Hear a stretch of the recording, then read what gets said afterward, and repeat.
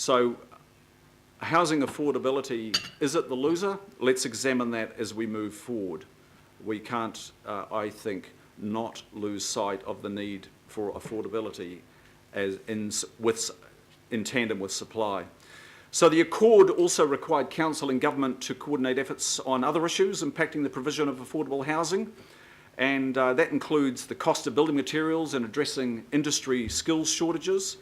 Over the last 6 weeks, we're hearing of multi-unit projects being cancelled or repriced upwards due to price escalation in materials and labour. It's not clear to me what specific actions were directed, monitored and reviewed to address material costs, and particularly the skilled labour drought the construction industry appears to face right now. It was well telegraphed at the beginning of the Accord 3 and a bit years ago. It's written there, but we will get updated on what we've been doing in that, in addition to the supply. And that could also, the skills shortage could also be further exacerbated by recent events, the Kaikoura earthquake, and that has also reverberated in significant damage to buildings in Wellington. So the landscape is definitely not what it was in 2013 when the Accord was signed. I propose that in the new year, and I've had early discussions with the Mayor, not confirmed at this stage, that we facilitate a housing summit bringing together the land and building development sectors, construction industry, banking and other financiers, economists, the real estate profession, academics, architects, materials suppliers, community housing providers, economists and others, together with Council and Government, to get to grips with the various constraints holding back the building of houses for Aucklanders. We'll look at that further. Members, we have much on our program going forward. I've not mentioned the work required to progress the Port Future Study recommendations of 6 or 8 months ago, bedding down the entry plan, interrogating Watercare's massive capital program, and the key role of Panuku Development Auckland, the role that it will play in transforming and unlocking the social and economic potential in our priority centres, including the provision of housing. So the committee's work program will be developed over the next 2 months, and our program will be strongly informed by our political direction. Shortly I'll be writing to members, all of you, asking what your direction might look like for this committee within its terms of reference as outlined on the first page. The finalised work program will permit the major committees' chairs and deputies to refine the respective committee delegations and ensure they are adaptive to change, and it'll also look at devolving to local boards in part of that refinement.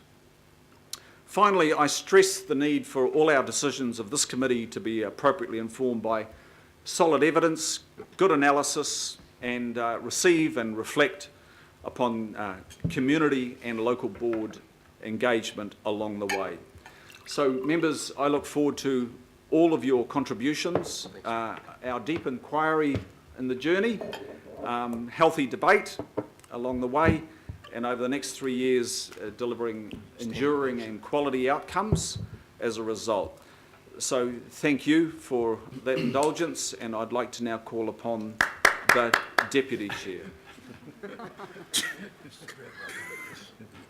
Deputy Chair Denise Lee. Thank you very much, Mr. Chair. I very much enjoyed listening to you just now, Chris, and it's very indicative of the direction that this particular committee will head in, and I'm very honoured and privileged to have the Deputy Chairmanship role. I did think of a quote, though, as you were talking, Councillor Darby, from Nelson Mandela, "May your choices reflect your hopes." And it's a really good position to start from. We don't get into this role because we like rubber stamping. We get into this role because we believe in strategic governance and a healthy dose of blue sky thinking. Hopes, dreams and desires is very much what should undergird good decision making and great outcomes. For me, the particular body of work that I'm looking forward to in this term via this committee is the Auckland Plan Refresh. So it's a massive body of work for us, of course, but we're no strangers to hard work. And for those of you who are new here at the table, you've also come from being no strangers to hard work, or from local board space. So looking forward to working with those existing and those new for that particular body of work. I just underscore the principles for which you're demonstrating already, Mr. Chair, in terms of collaborative work, working together, connectivity, and with that particular Auckland Plan Refresh project, we have a chance to do that with not just ourselves, staff, CCOs, but also with government. And I look forward to a document that truly does reflect our visions, and I'll finish with how I started, may our choices in that reflect our hopes for the future of Auckland. Thank you, Councillor Lee. Mayor Philgoff? Thank you very much, Councillor Darby and Councillor Lee. I thought they were very good summaries of the challenges ahead of this committee. This committee has a very wide remit, and it's dealing with the critical challenges that are facing our city. And I think there is a growing understanding about what those critical challenges are. It's about really rapid population growth. It's about the failure of housing and transport infrastructure to keep pace with that growth. And it's about the reason for that failure, which is an absence of funding and the limitations on what this council can do to raise money to invest in the infrastructure we need. So population growth, deficit in infrastructure meeting that growth, and deficit in funding available to provide the infrastructure. I think that summarises the critical challenges that we face over the next 3 years. There are a whole range of issues, and some I'm just not going to touch on at all, but they are critically important. Water care, I think, Councillor Darby, you mentioned, and a huge capital expenditure program, giving some oversight to that. Panuku, is it delivering what we need? It's a CCO that will report and will be held accountable by this committee. The ports development is, I think, a critical one. I detected a real sense across the city that people would like to reclaim their waterfront, but we know that there are major challenges, and the critical challenge is there has been, as yet, no body of work that defines the economic and environmental possibilities of an alternative site. At the same time, we've set the bottom line: we don't want one more metre of our harbour to be reclaimed or to be taken over by wharves. But the two critical issues I want to come back to, and they are transport and housing. I think the last council made some incredible progress, and I want to acknowledge the role of the Deputy Mayor in this, in establishing an Auckland transport project, alignment project, and obviously that was critical. This has got to be a joint effort by local and central government, and if you start off in different places and you're going in different directions, you reach stalemate, and that's exactly what happened. So the alignment project was critical, and I welcome the ATAP report. There is one problem with the ATAP report. If we do everything in it, what will we achieve? We will slow the worsening rate of congestion. We won't reverse it. And that's a critical challenge that has to be part of our dialogue with central government. So ATAP needs to be seen as the minimum that we have to do, well short of what we need to do. Now, there's already a problem with ATAP. It's $400 million a year short in terms of its funding. How are we to bridge that gap other than by putting it on our ratepayers? And I don't know of a single councillor around this table that thinks that it's a good idea that we go back to double-digit rate increases. I don't think that's on the table. And therefore, we have to contemplate other ways of funding road transport. And I, for one, have put up the concept that we need to be thinking about a regional petrol tax, simply because it's quickest and administratively cheapest to put in place, and it is far more equitable in allowing the user to contribute towards the cost of the infrastructure rather than putting it on rates where, you know, with our current interim transport levy, a person on a minimum wage or a person on a pension is paying the same as a corporate entity towards our transport infrastructure.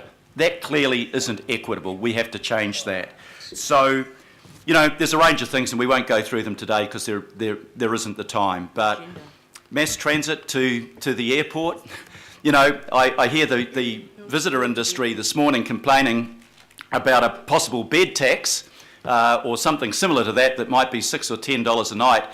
I don't think we'll get a lot of complaints from tourists about that, but what we will get a lot of complaints about is when, if they're flying in from Sydney, it takes them half as long as it takes to get to New Zealand to get from the airport to the CBD where they're staying. That's what they complain about. When any one of us goes to another city as a tourist, and the first thing that happens is that we get gridlocked in traffic, what do we think about that city as our first impression? It's negative. And we need to address that, and we need to find the funds to do it. So the government, I think, believes that we should have a congestion tax 6 to 7 years out. I think they're probably right on that. That changes behaviour. But in the interim, can we wait for 6 years without an additional form of funding to meet the needs of transport when we add 800 cars a week to our roads in Auckland? It will get worse unless we can get the investment to tackle the problem. I want to come to the second, and this is the point I'll finish on, Mr. Chair. I'm not sure whether I'm on a time constraint, but if I finish on the housing infrastructure question, I looked at the same report that you did last week. And look, I applaud the Housing Accord and the effort through special housing areas to fast-track consenting projects. What we did is that we consented 37,500 extra sites for building, and over the 3 years, we built 1,700 houses.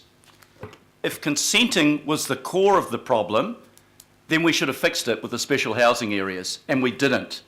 We've got the consents, what we haven't got is the houses. And what is the reason for that? Well, one of the critical reasons for that is that a consented property is no good unless it has infrastructure to service that property and allow development. It's no good if the developer decides to sit on the property and do quite well out of the capital gain without developing it. And we need to address those particular problems. One of the little noticed things about the budget proposal announced yesterday was a proposal to create a targeted rate on large-scale greenfields developments. We are targeting 11,000 hectares of greenfield area under the unitary plan. That's the size of Hamilton, but it is incredibly expensive to provide infrastructure to a new housing development like that. And at the moment, we don't have the money. We are restrained in what we can get out of rates. We are constrained in our debt to revenue ratio without losing our credit rating. So we need an alternative form of funding. What will that be? Well, we have a proposal to deal with the Housing Infrastructure Fund. $1 billion, be very useful, not enough, good concept. Absolutely applaud the government's initiative in that regard. We need a large share of that. But we also need to look at what we do in some of those large-scale developments. And at the moment, what we do is two things. We either rate the rest of Aucklanders to pay for the infrastructure for a new area, or we delay the provision of the land. And when we delay the provision of the land and demand continues to run well ahead of supply, that pushes up house prices, $2,000 to $3,000 a week. So if we have a targeted rate payable off over 20 years and we can develop the land more quickly, what you may be paying in the targeted rate will be well under what you'd otherwise be paying for in the inflated cost of the land as demand exceeds supply. And that's why I'm recommending to you in a very similar place tomorrow that that is what we do. So those are the issues ahead of us. Look, it's wonderful that Auckland is getting growth, 42,600 last year, but we will not preserve the quality of our life in this city unless we can get the infrastructure to unclog our roads, to develop alternative public transport outlets, and to get the houses built. So this committee has a vital role to fulfil over this coming 3-year period. Thank you very much, Mr. Chairman. Thank you, Mayor Goff. So I'll move